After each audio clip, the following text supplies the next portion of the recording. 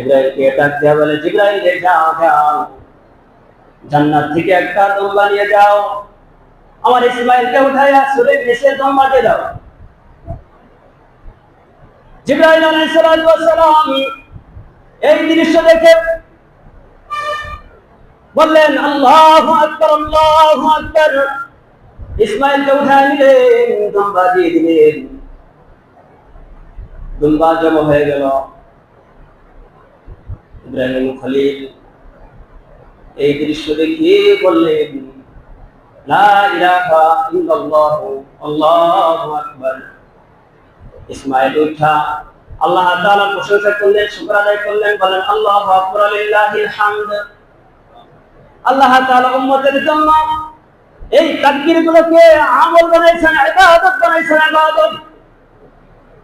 আল্লাহ তাআলার কাছে আমলটা খুবই ভালো লেগেছে। আমার এই ঘটনা বলার উদ্দেশ্য হলো, আল্লাহ তাআলা তার খলিল ইব্রাহিমকে পরীক্ষা করছেন। যদি সন্তান কুরবানি হওয়াটা তার কাম্য হয়তো, আমার মালিকের কাম্য হয়তো, তাহলে মালিক ইসমাইলকে নিয়ে নিতেন, ঠিক কিনা? কিন্তু মালিকের কাছে ইসমাইল কুরবানি হওয়া, জবাই হওয়াটা কাম্য ছিল না।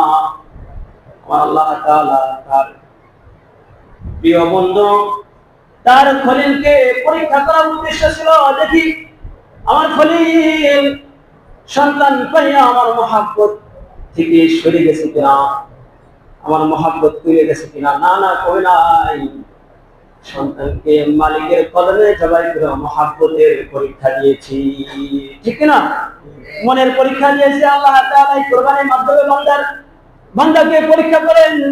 আল্লাহ তাআলা বলেন, লা ইয়ানালুল্লাহু লুহুমুহা ওয়ালা দিমাউহা ওয়ালাকিন ইয়ানালুহুত তাকওয়া মিনকুম। রব্বে কারীম বলেন, আয় বান্দা, তোমাদের পশুর গোশত রক্ত আমার কাছে কিছুই পৌঁছায় না, ওয়ালাকিন ইয়ানালুহুত তাকওয়া মিনকুম। বান্দারে, তোমাদের ইখলাস এবং তোমাদের তাকওয়া আমি আল্লাহ তাআলার কাছে পৌঁছাই, ঠিক না? এজন্য কুরবানি যারা করব, নিয়তকে খালেস করে নিব যে আমি একমাত্র আল্লাহ সন্তুষ্টির জন্যই কুরবানি করব, ঠিক না? একমাত্র আল্লাহ সন্তুষ্টি, আল্লাহ রাজি, আল্লাহর খুশির জন্যই আমি কুরবানি করব, অন্য কোনো উদ্দেশ্য নয়, অন্য কোনো উদ্দেশ্য নয়। আপনি একা কুরবানি করেন আর শরীকের সাথে কুরবানি করেন, আপনার নিয়তকে খালেস করে নিতে হবে। ইন্নামাল আমালু বিন্নিয়াত, ঠিক না?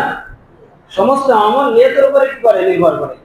হ্যাঁ, এটা নিয়তকে খালেস করা, নিয়তকে খালেস করা। আপনি একা কুরবানি করেন, যদি আপনার নিয়ত খালেস না থাকে, আপনার কুরবানি কবুল হবে না। আপনি শরীকের সাথে কুরবানি করেন, যদি নিয়ত বিশুদ্ধ নিয়ত না হয়, তাহলে আপনার কুরবানি হবে না, আপনার শরীকের কুরবানি হবে না। আপনার নিয়তকে যাচাই করতে হবে, যাচাই করতে হবে। আপনার নিয়তকে খালেস করতে হবে। আমি কি আল্লাহর জন্য কুরবানি করি, না সমাজের চাপে কুরবানি করি, না গোশত খাওয়ার আশায় কুরবানি করি, ঠিক কিনা? আর আমরা যারা কুরবানির সাথে আমাদের শরীক নির্ণয় করবো, খুব যাচাই বাছাই করবো, ঠিক কিনা? আর কুরবানি করবো হালাল উপার্জনের টাকা দিয়ে, হালাল উপার্জনের টাকা দিয়ে। 5 ভাগে আছে, 5 ভাগের মধ্যে 1 ভাগে যদি হারাম থাকে, পুরো কুরবানিটাই নষ্ট হয়ে যাবে, ঠিক কিনা? পুরো কুরবানিটাই নষ্ট হয়ে যাবে। এই জন্য যারা পশু ক্রয় করবো, যেমন 6 প্রকার পশু দিয়ে কুরবানি হয়। কয় প্রকার? 6 প্রকার পশু দিয়ে। উট, গরু, মহিষ, উট, গরু, মহিষ, ভেড়া, দুম্বা, ছাগল, ভেড়া, দুম্বা, ছাগল। কয় প্রকার বললাম? 6 প্রকার। একটু খেয়াল রাখেন মাশাআল্লাহ।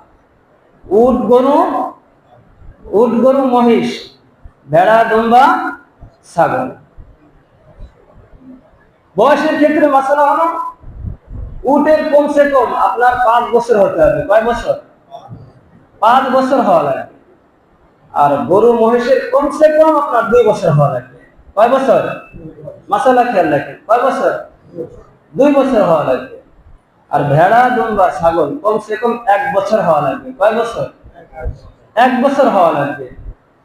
এখানে আরেকটা ছাড় আছে মাসালা, ভেড়া এবং দুম্বার ক্ষেত্রে। ভেড়া এবং দুম্বার ক্ষেত্রে 6 মাস বয়স হয়ে গেছে, 6 মাসের কম না, 6 মাসের উপরে বা 6 মাস, এই বয়সে ভেড়া তোমরা যদি একটু হৃষ্টপুষ্ট হয়, দেখলে মনে হয় 1 বছর বয়স হয়েছে বা তারও বেশি মনে হয়, আছে না, একটু স্বাস্থ্য বেশি, তাহলে এই সাইজের ভেড়া দ্রব্য আপনি কোরবানি করতে পারেন। ছাগলের ক্ষেত্রে আপনার যত স্বাস্থ্যবান হোক, 1 বছরে 1 দিন কম হলে হবে না। ছাগলের ক্ষেত্রে 1 বছরের 1 দিন কম হলে হবে না। আর পশু ক্রয় করবেন খুব দেখে শুনে, সুস্থ সবল হওয়া লাগবে। ল্যাংড়া টানা, এমন টানা, কান নাই, শিং নাই, বা এমন ভাঙ্গা শিং যে ভাঙ্গার কারণে তার মস্তিষ্কে সমস্যা হয়েছে, এমন পশু দ্বারা কোরবানি হবে না। বা এমন পায়ের সমস্যা যে 3 পায়ে হাঁটে, 1 পা মাটিতে ফেলাইতে পারে না, এমন পশু দ্বারা কোরবানি হবে না। বা মুখে দাঁত নাই, খাইতে পারে না, এমন পশু দ্বারাও কি কোরবানি, অন্ধ, চোখে দেখে না, এমন পশু দ্বারা কোরবানি হবে না। জীর্ণ শীর্ণ, মানে একখানে বসাইছে তো বসাইছে, খেলা না দিলে ওঠে না, টানতে টানতে কোরবানির স্থানে নেওয়া লাগে, এমন পশু দ্বারাও কোরবানি হবে না। এই জন্য কোরবানির পশু হতে হবে সুস্থ সবল, ঠিক কিনা? হ্যাঁ, সুস্থ সবল হওয়া লাগবে। তা আমরা যারা পশু ক্রয় করবো, আর তো বেশি দিন না, নাকি 10-11 দিন আছে, যারা পশু ক্রয় করবো খুব দেখে শুনে বয়সটা জিজ্ঞেস করে নিব। হ্যাঁ, যে বিক্রয় করতে আসছে মালিক, তার কাছে জিজ্ঞেস করবো।